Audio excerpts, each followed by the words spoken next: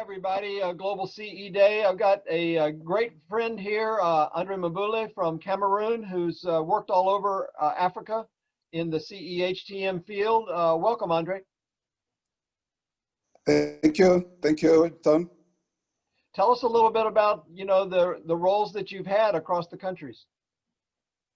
Yeah, my name is Andre Mboule. Mboule, Andre. He knows I had no chance of saying it correctly. Go ahead, Andre. Yeah, I'm from Cameroon. But since 1995, after some years working in Cameroon, I became an international consultant in clinical engineering and healthcare technology management. So I've been working most of the time implementing maintenance systems in my country, maintenance units, maintenance departments. When I get into the international level, I was also involved in medical devices procurement and health technology policy in many African countries, English-speaking and French-speaking countries. So, hey, and we can add Portuguese because I know you were working in Mozambique there as well. So when you've done your international roles, talk a little bit about, like you said, you've been doing HTM and HTM training. I understand you've also worked at the policy level. Yeah, in implementing healthcare technology policy and also the strategic plans in countries like Rwanda, Guinea, and even in Benin, when I had to make to conduct some assessments, some policy assessment at national level. Yes, that was also other opportunities. Yeah, in this in my international assignments. By the way, you're doing some good solutioning at the moment. I understand you're in a power outage, so we appreciate you still being able to join us and with the flashlight you have going on. And also pretty cool shirt that you're wearing, you were saying, from Côte d'Ivoire.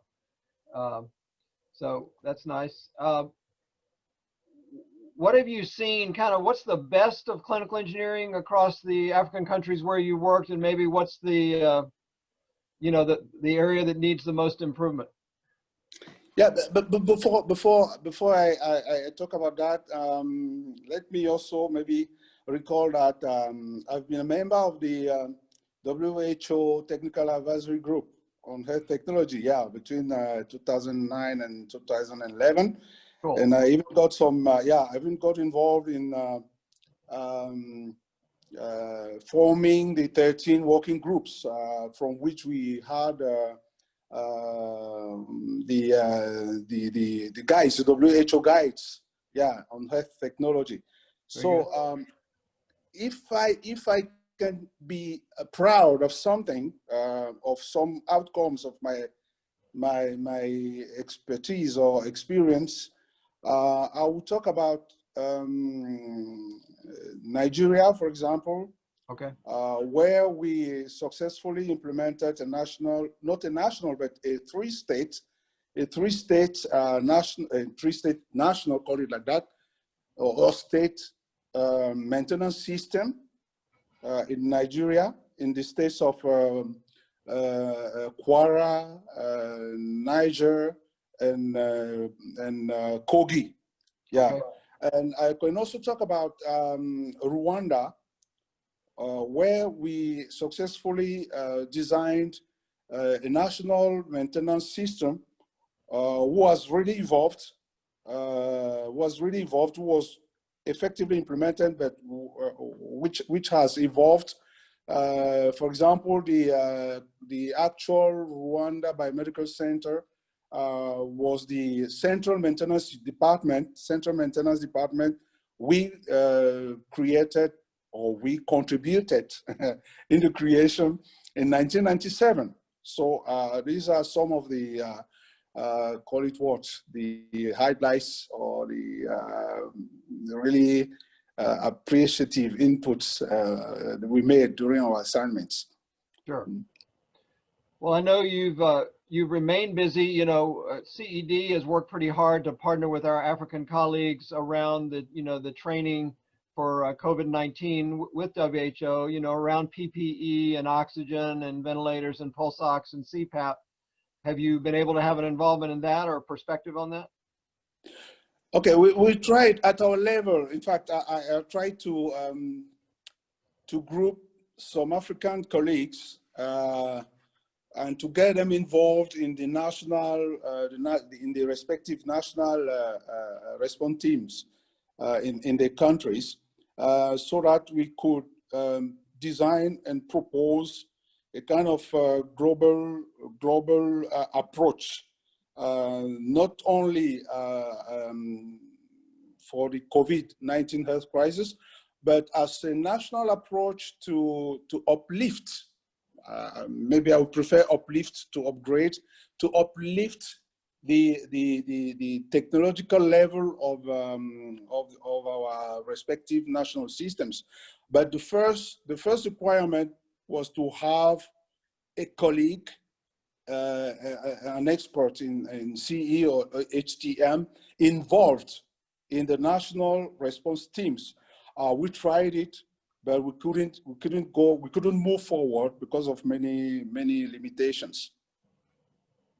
Well, you know, CED is, you know, working with your colleague and mine, Ashnafi Hussein there, Ethiopia, and the Working Group on Africa Activities from IFMBE. And I know they're working with 16, 17 countries, if not more. And so are you. You're a part of that.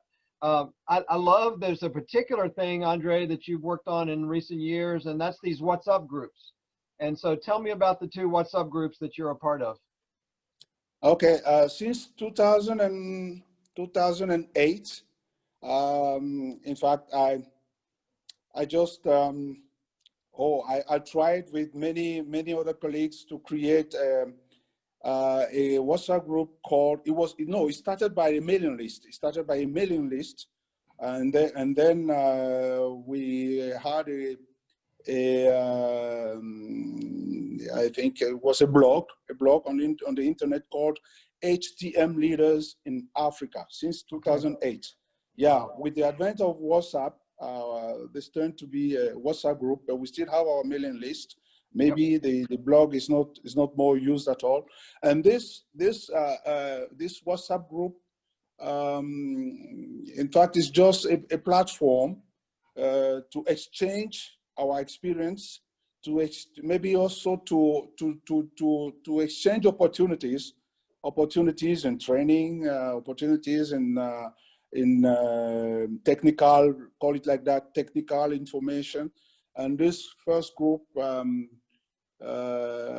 has around 80 members for more than 25 African countries. Wow. The second group that was specifically oriented towards the COVID-19 health crisis is a group with 25, almost 25 or 30 members from 17 countries. This is what we've been trying, just to see how we can maybe have a kind of common approach on some HTM issues. And I know you're probably connected to people like Roland Lelay and Benin, as well as Ashnafi, and you know many, particularly also in the French-speaking countries. But I know you do multiple languages. So what would be your advice to your colleagues in Africa and around the world about clinical engineering and HTM today? In fact, I'm always talking about what we could call as an African agenda, or an agenda for Africa. Yep. HTM or CHTM agenda for Africa. And for many years, I've been stimulating the creation of national professional associations. Yep. And many of the associations that already exist in Africa now have been created. I can say through my little or my modest stimulation, because we created the first in Cameroon, the first association in 1991. So, and we made a kind of inventory. We had a kind of inventory in 2015 when we met in South Africa, in Johannesburg, South Africa. Yep, I remember. Invited by THET. Yep.